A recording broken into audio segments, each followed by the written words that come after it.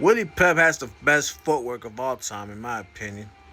He never stayed long enough in one spot to be a target. And his angles, his pivots, is what really made his footwork so special because instead of just backing straight up, he would pivot and slide out. His opponents would chase him around, but they were always slightly out of position because he always kept turning. Beautiful.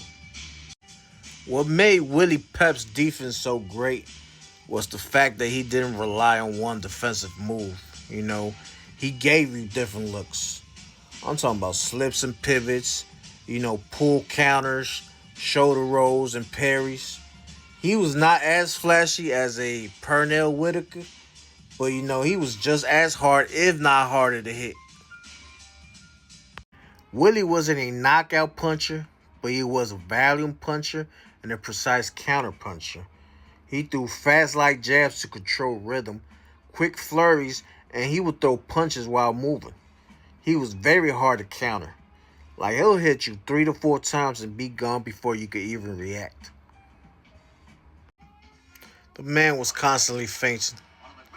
Look at that angle switch. Oh my God. That shit's beautiful. But yeah, the man was constantly feinting with his shoulders, with his feet, and even his eyes. He broke his opponent's rhythm so they couldn't time him.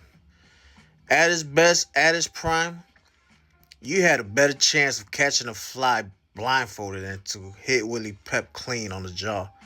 He was always moving.